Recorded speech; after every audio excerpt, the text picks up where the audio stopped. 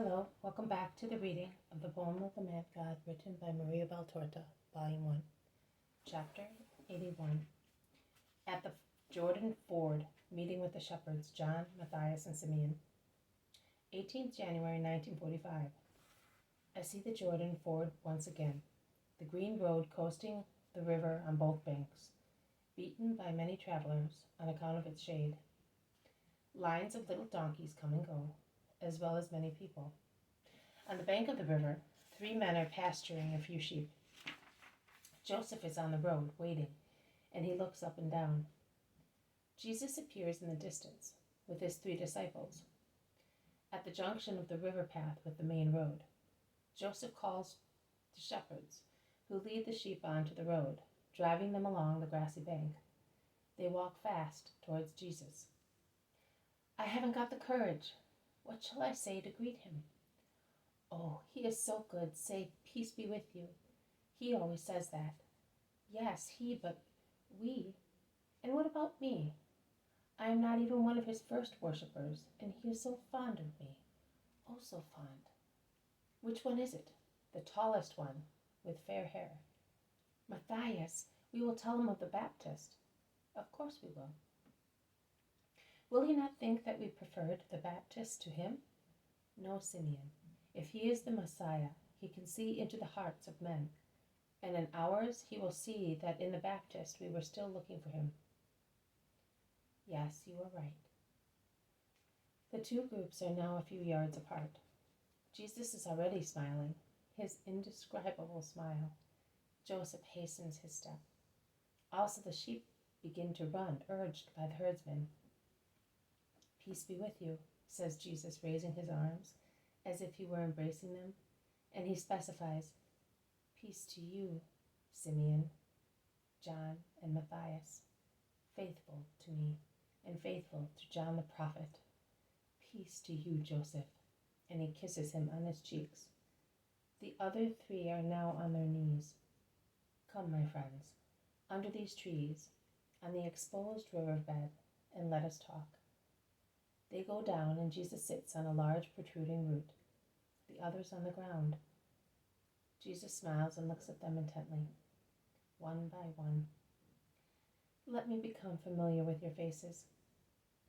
Your souls are already known to me, souls that seek and love what is good, contrary to all worldly yearnings. Isaac, Elias, and Levi send you their regards, and there are other greetings from my mother. Have you any news of the Baptist? The men, so far gagged by embarrassment, take heart. They find words at last. He is still in jail. Our hearts tremble for him, because he is in the hands of a cruel man, who is dominated by an infernal creature, and is surrounded by a corrupted court. We love him. You know that we love him, and that he deserves our love. After you left Bethlehem, we were persecuted by men, but we were distressed and disheartened because we had lost you, rather than by their hatred, and we were like trees uprooted by the wind. Then, after years of suffering, like a man whose eyelashes have been stitched, endeavors to see the sun, but cannot, also because he is closed in prison, but feels the warmth of the sun on his body, we felt that the Baptist was the man of God, foreseen by the prophets to prepare the way to his Christ, and we went to him. We said, if the Baptist precedes him, if we go to the Baptist, we will find him, because, my Lord, it was you we were looking for. I know, and you found me, and now I am with you. Joseph told us that you came to the Baptist, but we were not there that day. Perhaps he had sent us somewhere. We served him in spiritual matters when he asked us, with so much love, and we listened to him with love, although he was so severe, because he was not you, the Word, but he always spoke words of God. I know. And do you know this man? And he points to John. We saw him with the other Galileans in the crowds, which were most faithful to the Baptist. And if we are not mistaken, you are the one whose name is John, and of whom he used to say to us, his closest disciples, here, I am the first, he is the last. and then he will be the first and I the last. But we never understood what he meant. Jesus turns round to his left side where John is, and he draws him against his heart. And with the most kind smile he explains, he meant that he was the first to say, "Here is the Lamb," and that John here will be the last of the friends of the Son of Man to speak of the Lamb to the crowds. But that in the heart of the Lamb, John is the first, because he is dearer than any other man to the Lamb. That is what he meant. But when you see the Baptist, you will see him again, and you will serve him again until the predetermined hour. Tell him that he is not the last in Christ's heart, not so much because of the blood as on account of his holiness. He is loved as much as John. And remember that if the saint in his humility proclaims himself last, the word of God proclaims him equal to the disciple who is dear to me.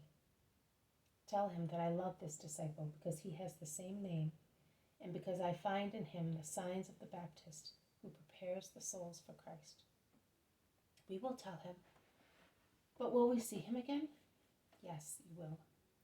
Yes, Herod dare not kill him for fear of the people, and at his court, which is full of greed and corruption, it would be easy to free him if we had a lot of money.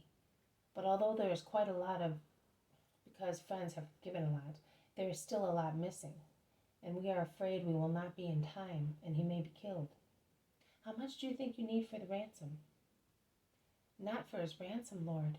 He is hated too much by Herodias, and she has too much control of Herod to think of the possibility of a ransom. But I think that all the greedy people of the kingdom have gathered at Machaerus. Everybody is anxious to have a good time and stand out, from the ministers down to the servants. And to do that, they need money. We have also found who would let the Baptist out for a large sum of money. Perhaps also Herod would prefer that, because he is afraid. Not for any other reason. He is afraid of the people and afraid of his wife. In that way, he could please the people, and his wife could not accuse him of disappointing her. And how much does that person want? 20 silver talents. But we have only 12.5. Judas, you said that those jewels are beautiful. Yes, beautiful and valuable. How much will they be worth? I think you are an expert. Yes, I am a good judge. Why do you want to know how much they are worth, master? Do you want to sell them? Why? Perhaps. Tell me, how much will they be worth? At least 6 talents if they are sold well. Are you sure? Yes, master. The necklace by itself, so big and heavy, of the purest gold, is worth at least 3 talents. I have examined it carefully, and also the bracelets. I don't know how Aglaé's thin wrists could hold them. They were her shackles, Judas. That's true, master, but so many would like to have such beautiful shackles. Do you think so? Who?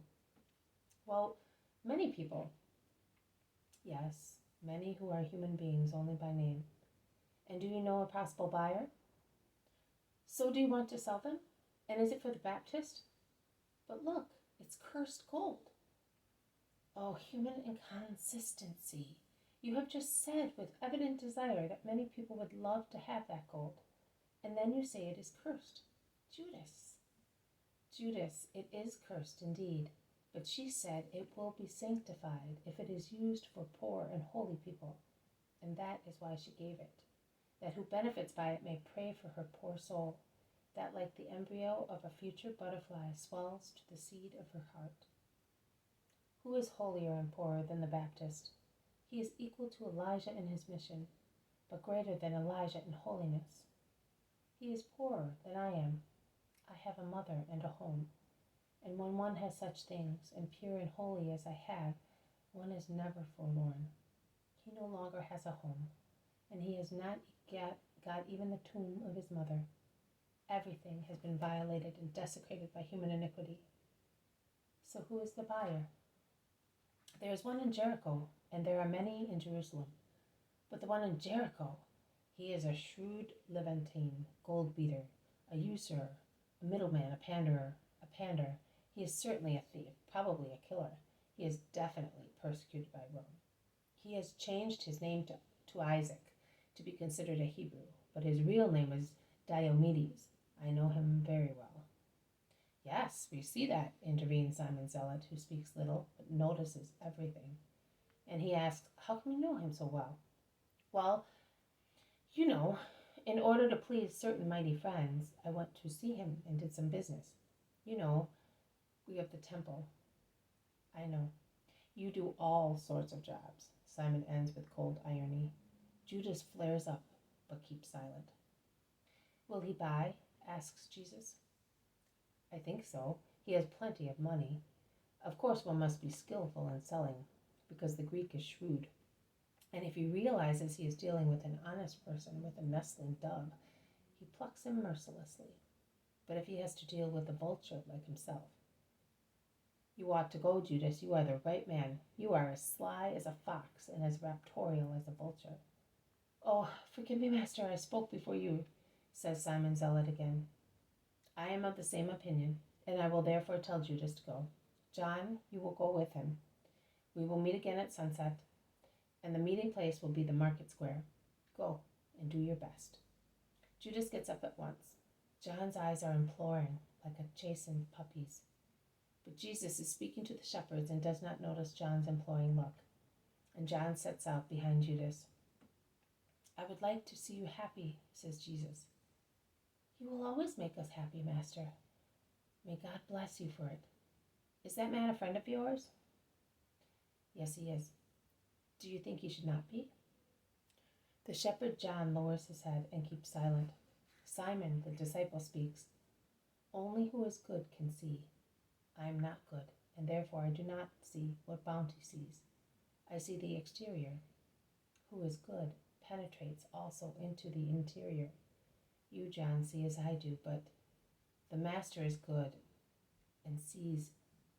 "What do you see in Judas, Simon? I want you to tell me." "Well, when I look at him, I think of certain mysterious places which look like dens of wild beasts and malarial ponds. Only a huge tangle can be seen, and one is frightened and keeps clear. Instead, behind it, there are turtle doves and nightingales, and the soil is rich in healthy waters and beneficial herbs. I want to believe that Judas is like that. I think he must be, because you chose him, and you know." "Yes, I know. There are many flaws in the heart of that man, but he has some good points. You saw that yourself in Bethlehem and in Kerioth, and his good points, which are humanly good, are to be raised to a spiritual goodness. Judas will then be as you would like him to be. He is young, and John is also young. John is young, and in your heart you conclude that he is better. But John is John. Love poor Judas, Simon, I beg you.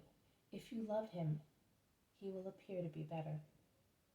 I endeavor to love him for your sake, but he breaks all my efforts as if they were water canes.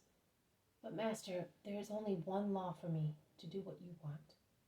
I will therefore love Judas, although something within me shouts against him and towards myself." "What, Simon?" "I do not know exactly what it is.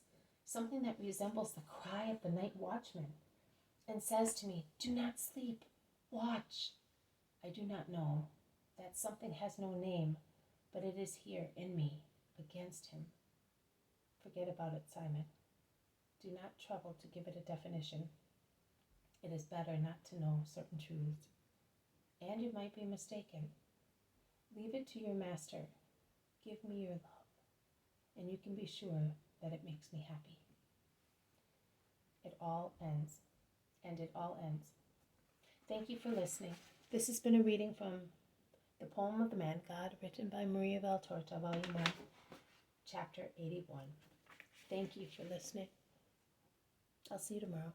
May God bless you, and may peace be with you.